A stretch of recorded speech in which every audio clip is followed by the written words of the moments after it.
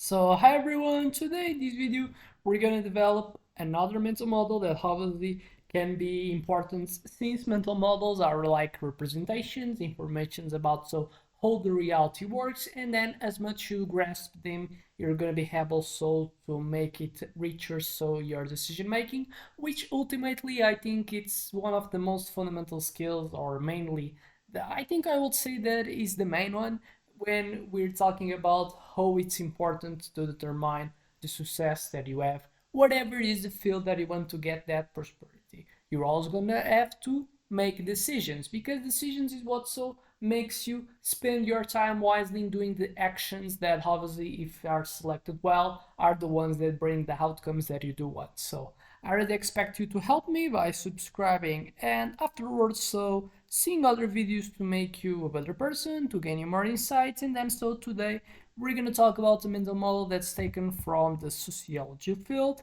and it's the one that's called cultural hegemony. So how dominant ideas shape the society that we live. So first way to start is always, or at least I think it should be always, by making a question. And then ever wondered why certain ideas or values seem so normal in society even if they mainly benefit a small elite? So that's a kind of paradox. We tend to believe, we tend to accept, we tend to not protest against certain type of norms that we see that are applied by all society, even if in reality they don't benefit the society at all, and just like some small samples of that same one society. And then today we're gonna dive a bit in this concept of cultural hegemony and a powerful sociological model that explains how dominant groups maintain control by shaping cultural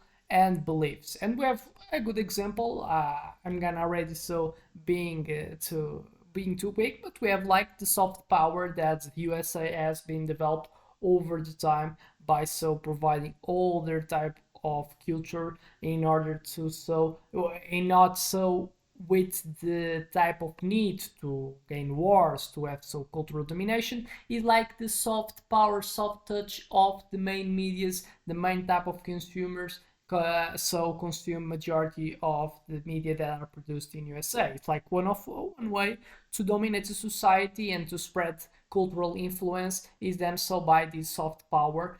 And obviously we see this law that just like a small group of peace territory in the world, that is USA, that dominates a lot in mainly in that specific cultural side. So what other countries, what other territories consume is like one example already. But then coming back from the structure, defining well how those cultural hegemony works, real world examples and implications, and sometimes how to challenge if it does not benefit you. So definition: cultural hegemony is a concept that was developed by Antonio Gramsci, refers to the process by which a dominant group in society propagates its values, norms, and beliefs so thoroughly that they become the accepted cultural norm, appearing natural and inevitable to everyone, and then everyone's gonna adopt. And then the core idea is that it's not just about political or economic power,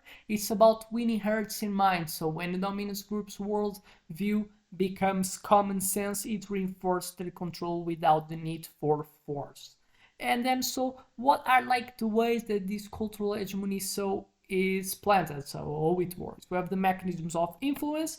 Dominant groups use various institutions such as schools, media, we have as well religion, and even people culture to disseminate their ideology. And then over the time, by reinforcing, by familiarity, which more get familiarity with something more that seems to be more acceptable, and then over the time this familiarity works on, and then these ideas are internalized. We learn by reinforcement, and obviously as well by punishment, and as well by what's received as type of good things, good revenues coming from doing action. Then some specific norms are put in and are spread in schools, that obviously we have teacher, we have a hierarchy that based on the decision that I do and actions, I'm gonna always receive feedback from a teacher, from other type of worker in that institution.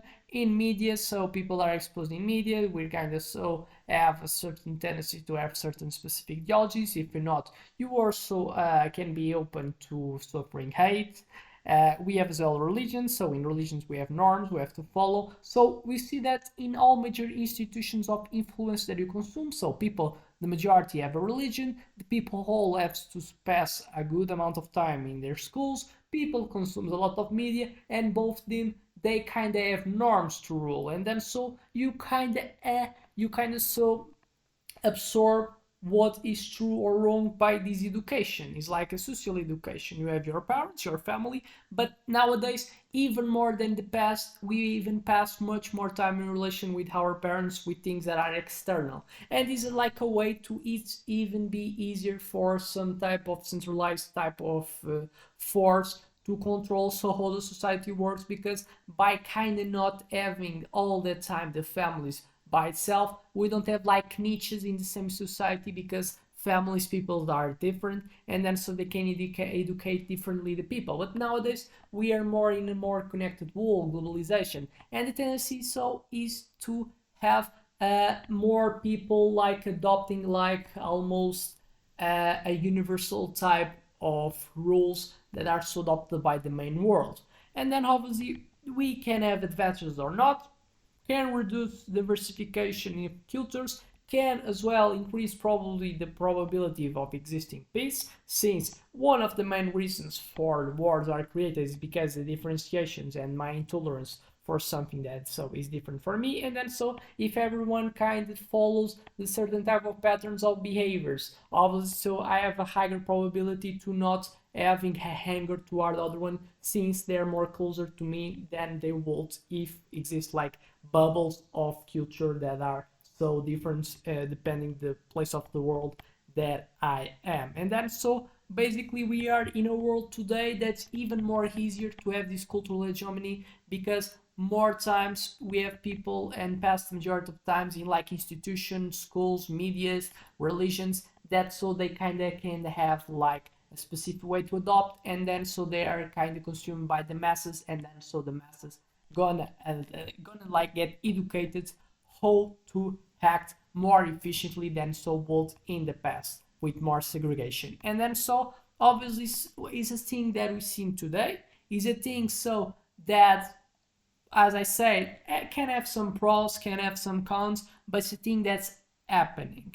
And obviously, over the time, as I said, more familiarity tends to happen. The tendency is that type of norms, rules being adopted by the majority of the population on the world, and then so globalization not just happening in contact, but as well in terms of the way that I am. So not in the past was like something different or something that would be like a revolution, is me having contact with some other people in the other point of the world, that so it's it.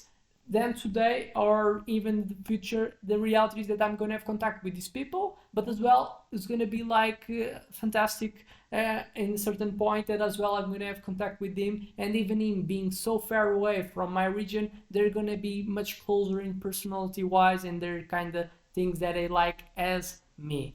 And then so real world examples that I've kind of been developed, but developing a bit more. Media and pop culture, so considering how major media conglomerates often promote specific political and social narratives. I think that we see a lot.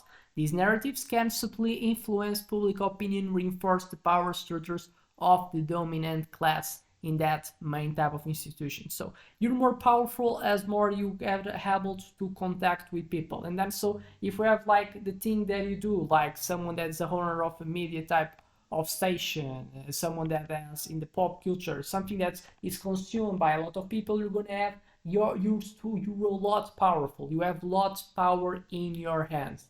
And then so obviously media in pop culture is one of the best examples that already have been said in the initial of the video. Education system as well, so the curriculum in schools often reflects the history and values of those in power, shaping generations, and so understanding of society and their place within it. Consumer culture, advertising, and brand messaging frequently normalize lifestyles that benefit the dominant economic forces, making certain consumption patterns seem essential for a good life.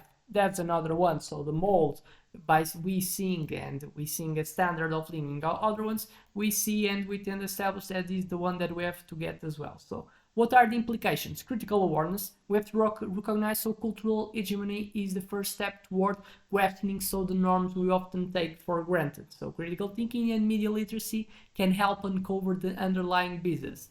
Alternative narrative, so empowering marginalized voice and promoting diverse perspectives, can disrupt so hegemonic norms and not leading so to censorship towards so things that are different because we're not cultivating other over the time things that are so different from what is widespread as the normal, but it's just like what the elites, the people that are powerful, want to spread as normal. And then so we have to create motivations, incentives to always having the ability to accept diversification. And obviously, we have to accept well social changes. So, by actively questioning and reshaping cultural narratives, societies can foster a more equitable environment where multiple viewpoints coexist and power is more evenly distributed. So, I expect this video has created certain type of insights on you, and I expect you as well to help me by subscribing and afterwards seeing other videos that you may like. So see you in the next one.